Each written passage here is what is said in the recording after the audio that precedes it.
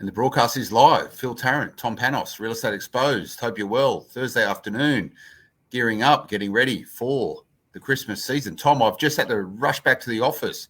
The Australian Broking Awards are on right at this very second in Sydney. 660 people getting together, celebrating what is great about mortgage brokers. I'll tell you what, mate, I've been there. This is the 11th year that they've done this particular event. And I've seen some years and brokers are sitting there with their heads bowed and their shoulders slumped. This year, there's a lot of chests pumped out and it looked like there's a fair bit of money in the room, mate. I think it's not a bad time to be a mortgage broker. Well, Phil, I hope they're not all going to spend. Where's your event? At the ICC, the International Convention Centre. Okay. I hope they don't cross down to the casino and spend all the money that they've made. And I hope they haven't been spending all the money that they've made, because I think, like the real estate industry, the mortgage industry has had an incredible run, in the last 12 months. And all I can say to you, Phil, is that you shouldn't factor that money is going to be coming in again. But I've gone to one of those events. They're very stylish events. And I think you would have missed out on the one last year. You wouldn't have run last year. Yeah, we can do it. You know what? It's the first event for mortgage brokers held in Sydney since the first lockdown, like big event. It's been that long literally between drinks for the mortgage sector. So, mate, it's good to get out. But one of the numbers that was bandied around, NAB is the principal partner of the awards program.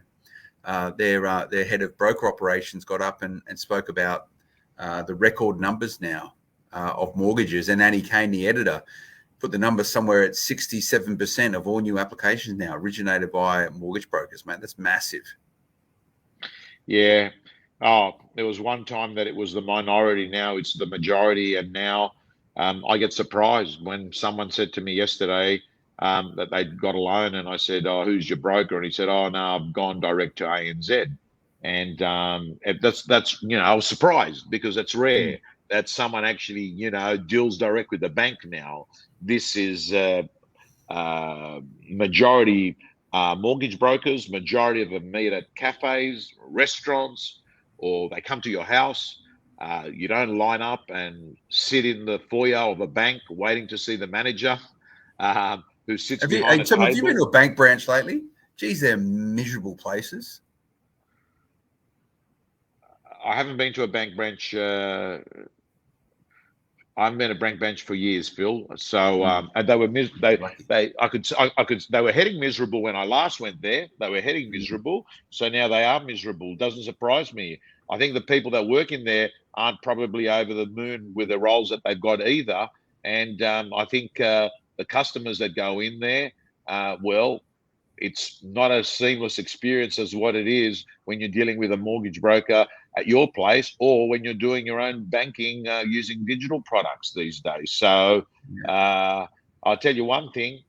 There used to be a time, Phil, that the golden property that someone owned was a commercial property with Commonwealth Bank as your tenant. That was the blue chip of blue chip properties.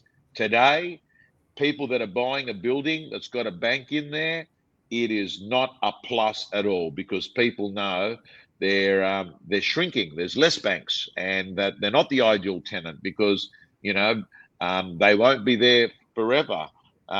So I'm just so happy, and I'm over the moon to hear that you've got the brokers there. In fact, 3 years ago, I was at an event. I still remember it. I was sitting with my client, Bernard Desmond, and he won. We were chatting while he won the award. That's right, I don't know if you remember. He was just shell-shocked, and there was just this pause. And I said, "That's you," because he'd actually won an award about half an hour before that, right?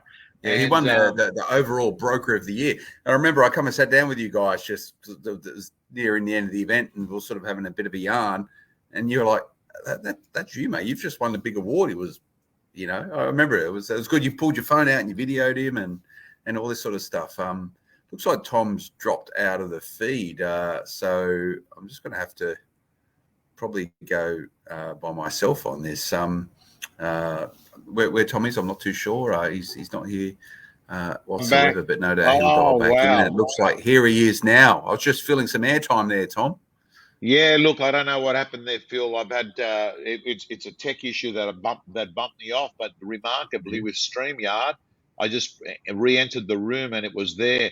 We are having an Mm. issue with LinkedIn. It is saying to me here now, so that's okay. I'll get it loaded up. But we are live on Facebook and YouTube, and people are The watching beauty it of right life. here. Can The you hear beauty of being me? live. But yeah, mate, really, really, really happy to have got that event done. Great energy in the room, great vibe. Big tick for me in terms of the value that mortgage brokers are providing. 67%. Maybe I've got that number right or wrong. It's pretty close to that.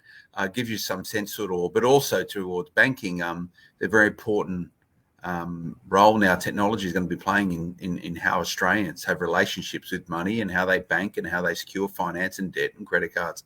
So ongoing theme for us to have a chat about. But this is Real Estate Exposed, Tom. The purpose of this show is for us to talk about the type of issues that is happening inside of real estate, maybe really behind the scenes or maybe really front and center, but often many people aren't too happy about to talk about. They might talk about it around the water cooler or over a couple of drinks on a Friday night after work. But Real Estate Exposed, and there's a couple of little undertones inside of real estate right now, which is going to give some sense, Tom, I think, to how property is going to be bought and sold moving forward, and also people's attitude towards that. And you were mentioning just before we come on air, Tom, you publicize all of your auctions, you record them, you host them up on social media. People tune into them, they like them, they're very voyeuristic. I watch them, they're good. But you said there's a lot of negativity in terms of the comments around your auction videos, particularly towards people having particular views towards people's ethnicity in a very derogatory, negative sense. So I think that needs to be called out, mate. Yeah, it does need to be called out, Phil. By the way, this story was covered about 2 months ago on another property that I'd auctioned in Belfield, and the Telegraph ran the story. It was an auction that got 5 million views on a mobile phone. By the way, there was nothing high tech about it. Um, and what was interesting is that when I got interviewed by the reporter, I was over the moon about it because what he was talking about was the 5 million views. And, every salesperson, every auctioneer loves a positive story. But then he said to me, "Oh, how do you feel about all the negative racism comments?" And I hadn't actually seen them, right? I mean, I don't go over old auctions and look at comments. And I went on and I had a look, and it wasn't 10, it wasn't 20, it was hundreds and hundreds of comments that were definitely racist. Some were using language that was, totally inappropriate, F words and what have you. And it was a case of people indicating that uh, Aussies could not buy real estate because of Asian, Indian influence. And what's really interesting, Phil, is that I see a lot of the buyers that buy these properties, and whilst it would be easy to interpret that they are Asian or Indian, they're Aussies. They live here, right? Um, Many of them are actually born here. Like, it's quite often, Phil, you go and congratulate the winner, and then you realize you're talking to someone that probably did undergrad uni with you. Um, but it's not acceptable, and while I'm talking to you, I'm actually now thinking maybe that's why these trolling laws that I'm hearing about in the last 40 hours are coming in. Absolutely, Tom, and it's all over the papers at the moment. Go and check it out. So there's two different things here. There's the people who are making these derogatory comments or otherwise using social media. There is laws. They're getting worked up right now, and hiding behind the anonymity of the internet. You know what? Be careful what you put up on social media, because it may come back and bite you very, very hard. And there's already case law around this. Trolling. It's going to be a big deal moving forward. So if you're doing it, you're an idiot to start with. Putting aside what you're talking about, but if you're actually using a carriage service like the internet to bully or harass people, guess what? You're going to find yourself in trouble in the future. But talking about it in terms of real estate, Tom. Those sort of attitudes and behaviours in the modern Australia just aren't acceptable at all. And we all need to remember what it actually means to be an Australian. It's not the colour of your skin or what language you speak. It's about subscribing into what makes Australia a great place, mate. And if you're able to work hard and save a deposit and buy a home, big thumbs up from me. It doesn't matter. It's largely irrelevant. Yeah. I think, Phil, one of the triggers of this is that up until these laws, there are actually no consequences. I mean, in the old days, you turn around and say someone would cop an uppercut. You can't give someone an uppercut on social media, right? You can't give someone give them your 20 cents worth, right, face to face. And what that does, the fact that there aren't any consequences, I think encourages that keyboard warrior to actually, do it. I mean, I've always had an approach on social media, Phil, that, a troller for me is a pig, and a pig wants you to fight. So and because then you both get dirty, right? That's what pigs like to do. So I've always taken the approach: don't get involved, don't engage it, don't give oxygen, because that's probably one of the things a troller wants to do, wants to force a reaction from you. However, it is very, very clear, Phil, that some people, I mean, there have been suicides with people with trolling, and even I'm thinking of another story I read yesterday. A newsreader, I think on Channel 7, was quite devastated with the trolling that she was receiving. It's not acceptable, and I agree with you, Phil, that look, don't get me wrong. There are people out there that are frustrated with prices in real estate. I mean, there are people that are frustrated that they can't actually buy a home in an area that they'd like to. I mean, I never would have thought, Phil, that Lidcombe on Sunday, $3 million for a house. I totally get the frustrations. Glenfield, $1.5 million for a house, 2 weeks. I totally get it. These are not millionaire row suburbs. They shouldn't have been millionaires, but they are $3 million in Lidcombe, right? So I think, but as you've indicated, Phil, if someone is hardworking, pays their taxes, puts money away in the bank, takes out a mortgage, it's taking all the risks involved with mortgages, we shouldn't actually degrade these people. I think if anything, you should turn around and say, that's outstanding work, even if they haven't been born here. They've been here maybe a short period of time. We should turn around and say, look at them. They're having a crack. They're having a crack for themselves, for their family. And quite frankly, the Australian real estate market needs every possible buyer, no matter what culture they are. And guess what's going to happen when we get through this COVID pandemic? Australia's going to be open to the world, and the world wants to come to Australia. And we need to remember, look back through our very young history, Tom. We've only been at this as a westernized nation for 200 years, but the history of Australia goes back, 40, 50,000 years, but this sort of immediate little period of time. We're a nation of migrants. So everyone's got their backstory, and everyone can trace out lineage back to where in the past someone arrived on these shores and capitalized on the opportunity to be part of Australia. That's what holds us to the core, and culturally is what defines us. And we're very fortunate that we have, and we're able to attract hardworking Australians to this nation, and they participate in the economy.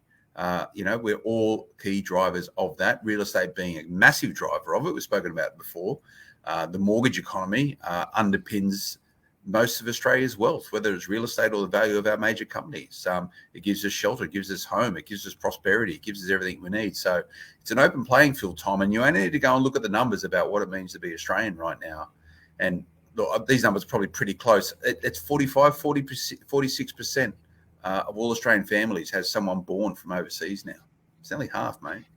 I think, Phil, to me, this is just, again, symbolic of an issue that we are now facing in this country, and that is a shortage of supply of stock. And maybe this is maybe the comment and the frustration should be triggered and channeled towards the government, because there is a lot of red tape, Phil, on the way land is released. I mean, Yeah. we clearly know that there's a big appetite for people wanting a block of land to have a family home on. And we're very fortunate in Australia. We're not a place that doesn't have a shortage of land, and I think it's pent up frustration. And we clearly know some demand and supply will always dictate prices and price growth. And Luke Moroney, I don't know where he's got this statistic from. He's now putting up here our well, he probably is right. Our population is going to be 100 million one day. Who knows what that day is going to be? He's gone on. Governments need to make a new city, make Vegas. He's laughing at there. Anyway, I Phil, what's your view on the government's position of releasing land? It's a very fine balance, and if you think to the challenging job that the government has, or the regulatory bodies that support these type of things, to get it right. Don't release too much land, so it devalues housing and it changes the supply and demand equation. But you got to loop in with that, Tom, around construction levels and construction capability. And we're behind the eight ball now, not as a result of COVID. We're always operating behind where we need to be in terms of building new dwellings to attract more people into Australia, or support intercity or interstate migration. We are behind as it sits right now, and there's a bunch of reasons for that, COVID related, and access to materials, but also labour. And it's going to be like that for some period of time. So even if the government were able to release a whole bunch of tranches of new land, we don't have the manufacturing capability as it sits right now to build the homes on top of it. This is sort of outside. I'm talking very general here. There's a lot of information out there. You go and check out HIA or any of the sort of demographic type bodies, but it is a very difficult equation. And I interface that also, or juxtapose with it, Tom, is that the way in which Australia is growing, and if we get to 100, whenever it's going to happen, a good chance of it. But the way that we're going to grow this population is going to be a mixture between, we do it ourselves organically, and migration. And the people who are coming to Australia to choose to live in Australia have a different view of what the great Australian dream is. And often now, Tom, it's not the quarter acre block with a white picket fence. I think we're long beyond that right now. You're seeing vertical living, vertical cities. People from certain parts of the world like living in highly condensed environments in large apartment buildings. That's going to be their Australian dream. You're still going to have people's Australian dreams going to be moving out to regional Australia. It's going to be living in the suburbs. I think we need to cater very smartly to all of them. And this goes back to the roles of the government in terms of giving that future cities view. And there's a lot of work in that as well. Go and Google it. It's probably outside the scope of this chat. But everyone's on board. Everyone wants the same thing. We have safety, we have security, we have economic prosperity here in Australia, Tom. It's why it's called the lucky country, mate. It is. It is. Now, and Phil, everyone can make their own way as well. One of the greatest things about this country, and actually the business that we all sort of work in that watch this real estate, is that, it's uncapped opportunity. It allows, doesn't matter where you come from, it allows an incredible, like in real estate, there's uncapped earnings. I mean, we've got, and I've got lots of stories. Tanay Jain is one of them. Guys that have come over from India a few years ago. Real estate, you know what? If you've got a pulse rate and you're vertical, you're in. But the issue is becoming one of the best. Doesn't matter whether you got a university degree. Doesn't matter whether you were brought up in the eastern suburbs or you were brought up in the western suburbs.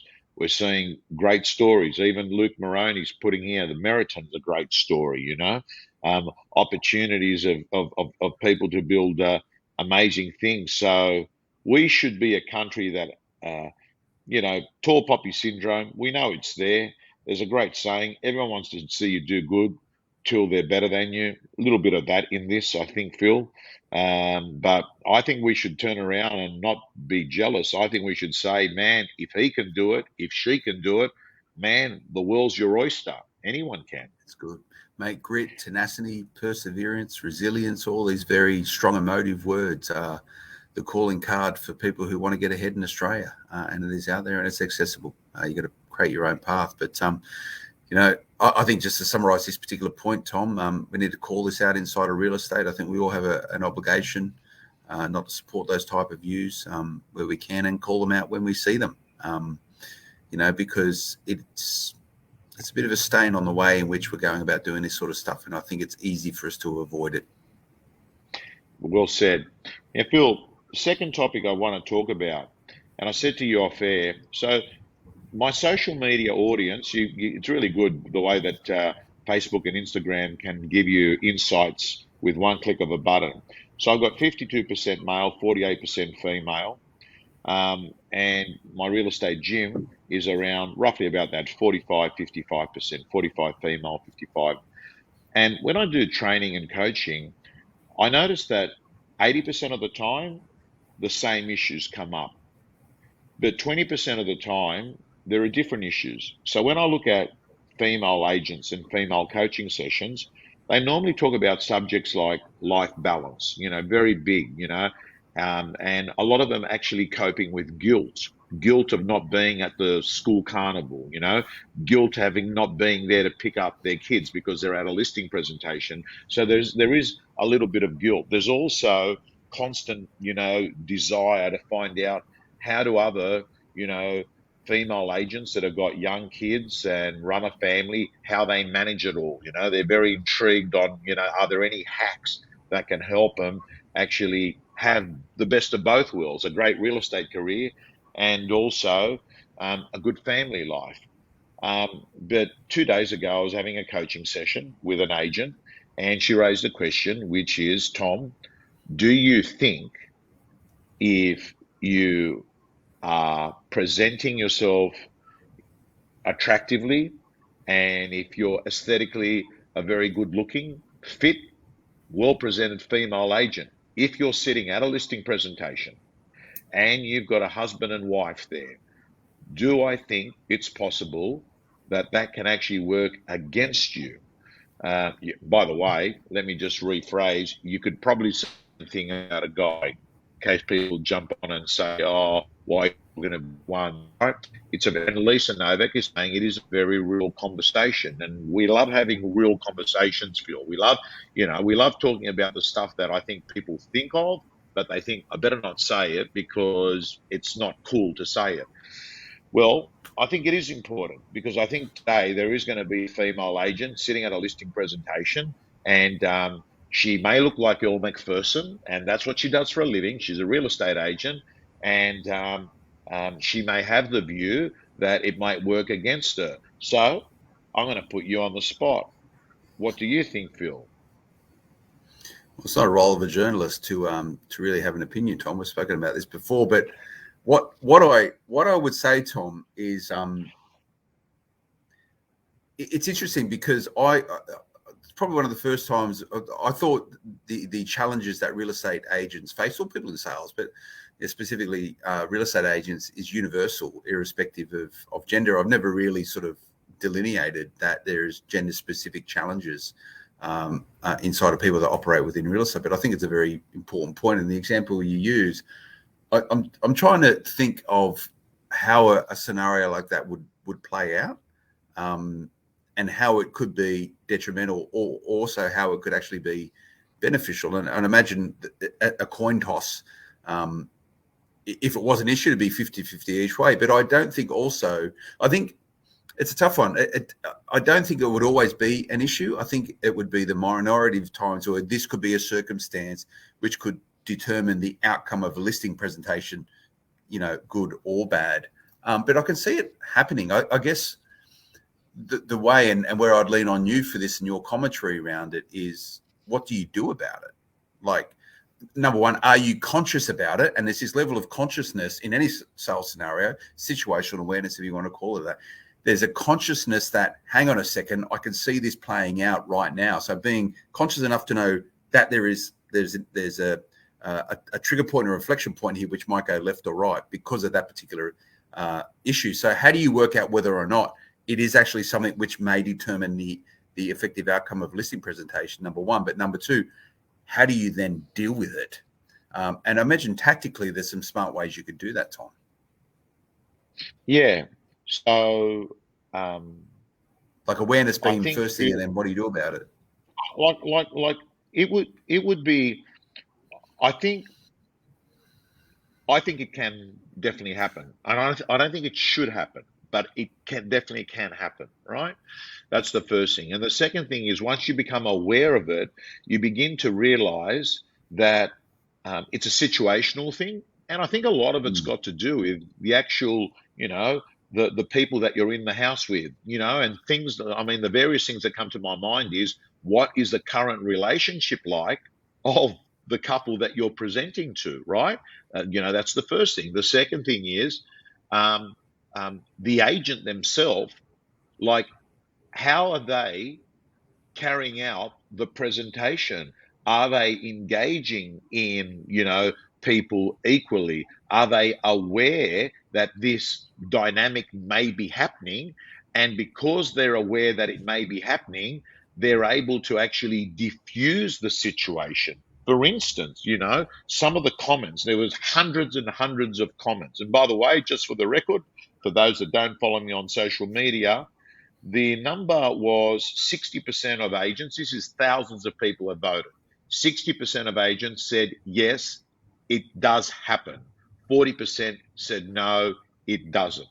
So, what are some of the comments that came up? Some people said that, hey, um, just diffuse the situation by making it very obvious that you yourself, if you're the female agent, have got your own family and you got kids and you bring it up and you make a point of it, which is in many ways sort of saying, I am like you. I have the same challenges and issues that you're having.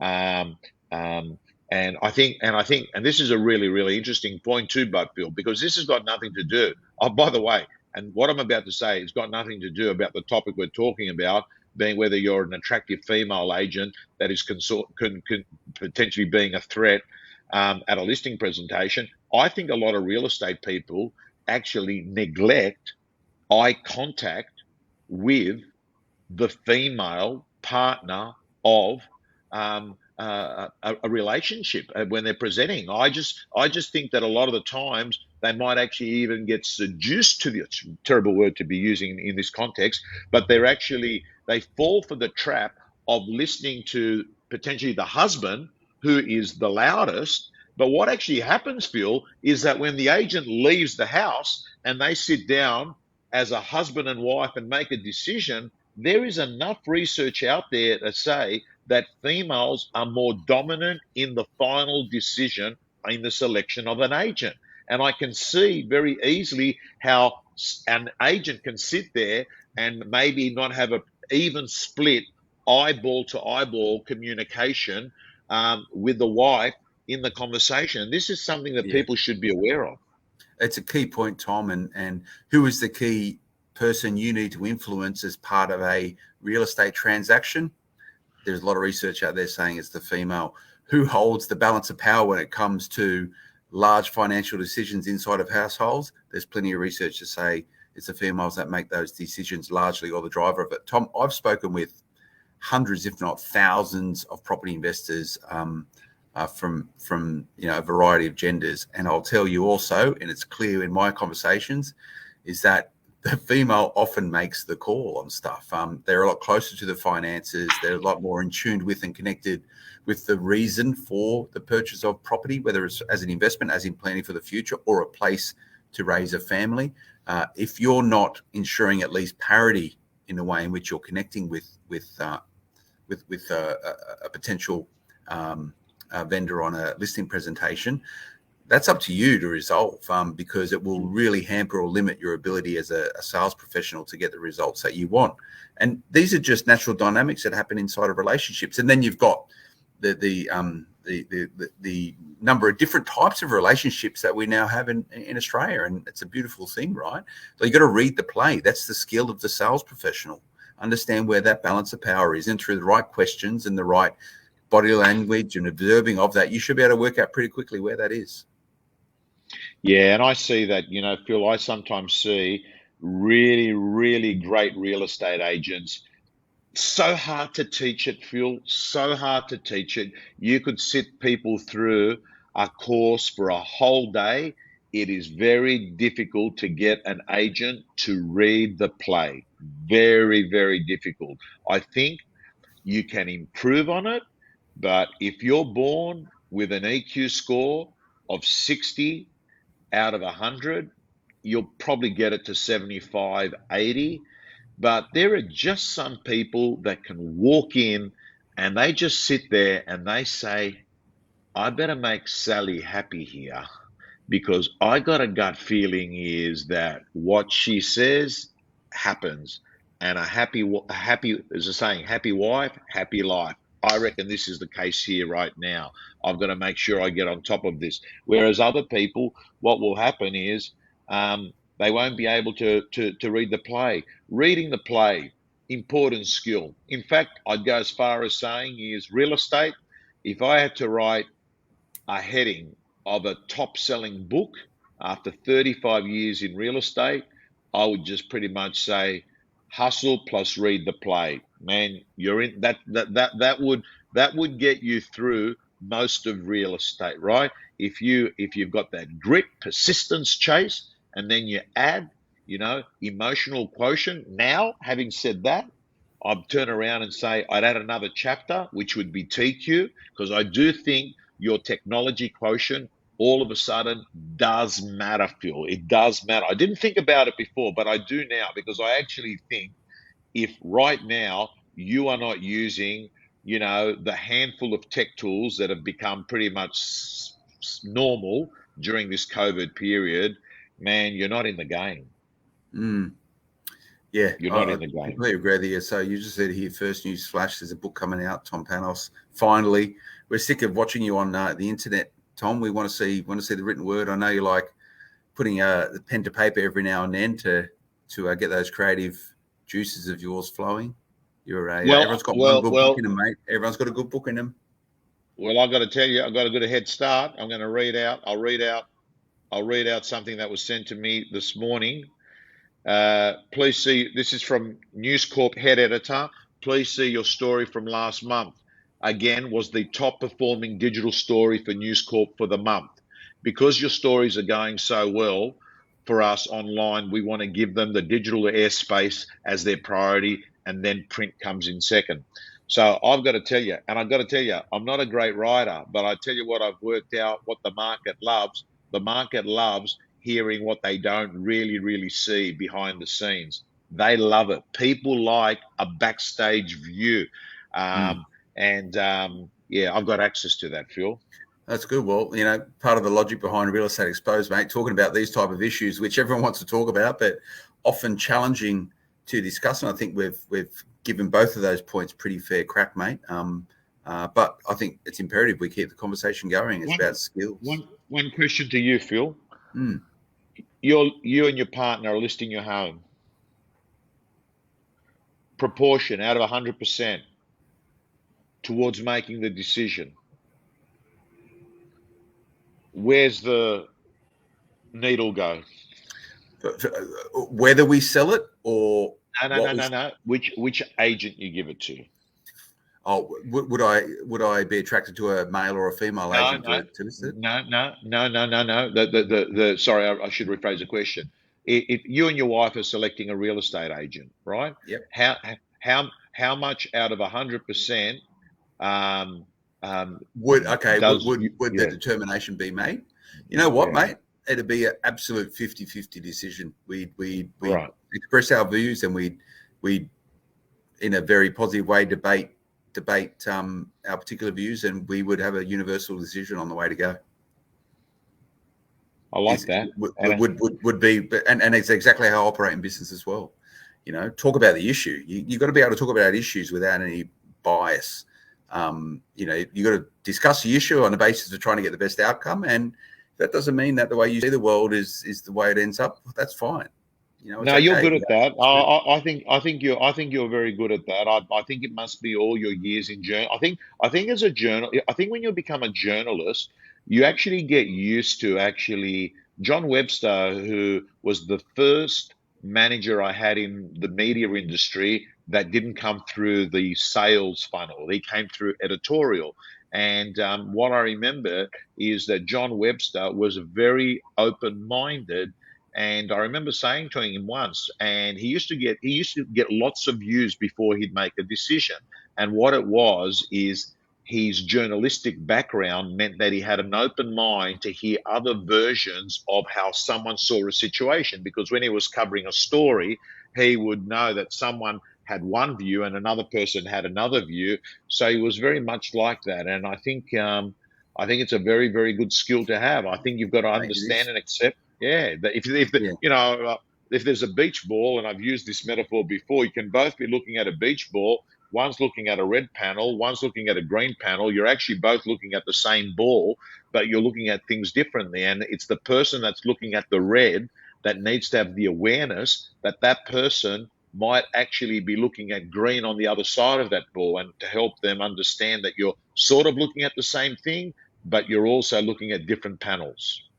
Well, this goes back to a more leadership learnings and philosophy. The best leaders, they say, are those that are able to absorb a whole bunch of different opinions and be able to have a comfortable relationship with differing opinions to theirs or those people around them, and make the right call. And often the right call is not what you think it originally or initially was. It's after going through that process that you're able to say, no, the call's over here. This is the right thing over here, what this particular person has presented. And that's the way you go about. That's how you advance. That's how you accelerate. Because if every decision you make is absolutely something that you haven't socialized with anyone else, you're probably not going to do too well.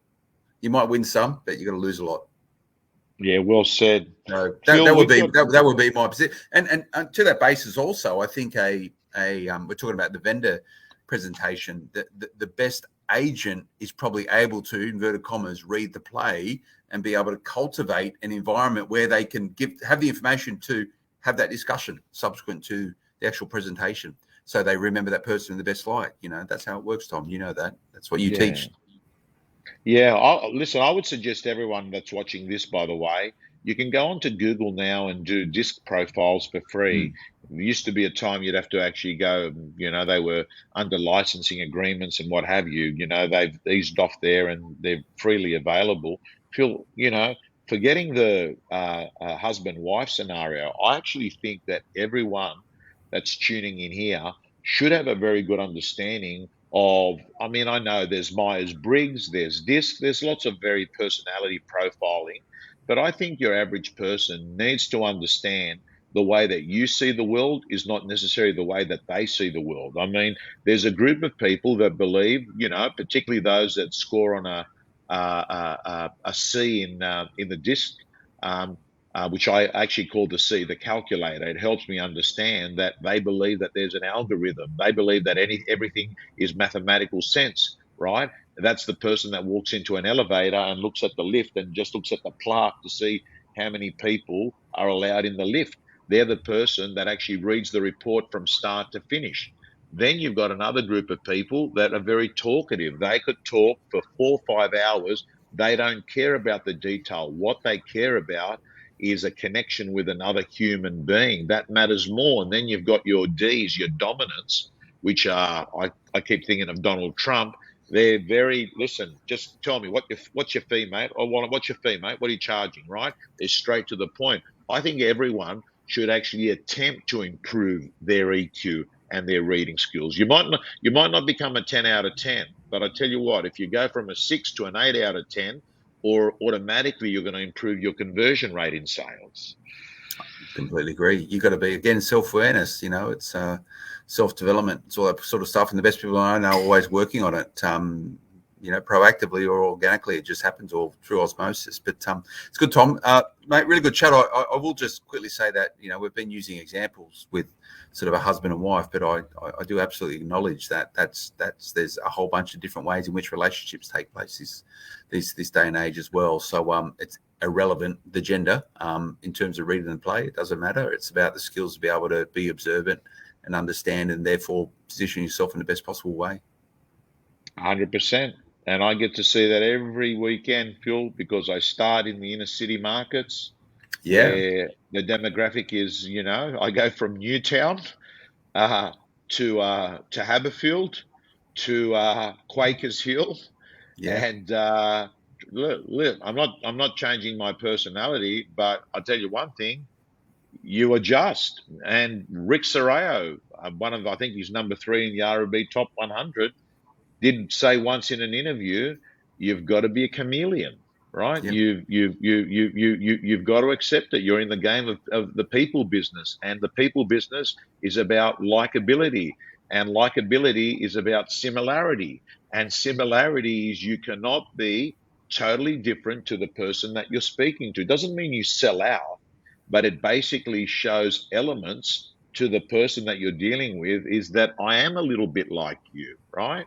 And likability is very important. Likability is very important. Great book by Influence by Dr. Robert Cialdini talks about the law of liking. Well, Tom, I've been checking. I checked you out last Saturday. I think you're 7 out of 14 auctions by 15. memory. It's lower than 50%. It's lowest Yeah. clearance rate for some time. Yeah. Phil, there's no question about it. There is a change. There is a change happening.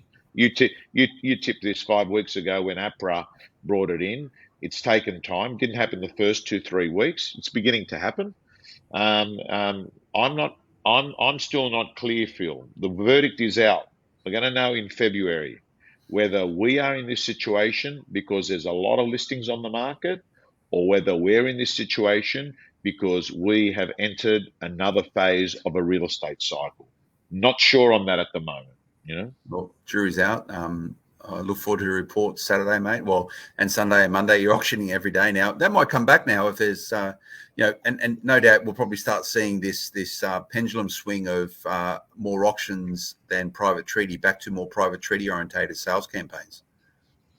Yeah, it could be, Phil. I mean, I'm prepared. I'm auctioning tonight. I'm auctioning every day. I will probably do 150 auctions in the month of December. I'm auctioning every day, but I do also accept that we may be going. It might be a new cycle, and a new cycle will mean less auctions because one of the reasons people do auction is high buyer competition, and competition is what drives the share market up. It drives real estate prices up.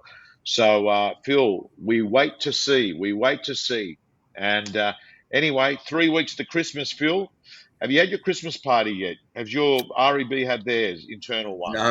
So we're actually doing a bit of a fragmented one this year within the company. We normally have our big annual conference as a whole organization, MCOM we call it, for Momentum Convention. We go away as a company overnight, do a whole bunch of cool stuff. But this year, Tom, we've got events on every single day. There's 2 today, the Australian Broking Awards, Australian Law Awards, again tomorrow, et cetera, et cetera. So we've gone down a pathway of let's get the year rounded out and get all these great award programs and events cracked, and then sort of have a bit of a break. And we're going to have our big conference at the start of next year, the 2 days before Australia Day. But we're doing like little Christmas parties, little individual teams are getting together. We're trying to keep sort of not highly connected. So our teams are really good, but to bring the whole company together, the last thing we'd want was some sort of COVID issue which took people out over Christmas. So that's our approach this year, mate. All righty. Phil, good to see you. I'll talk to you next week. Nice one, Tom.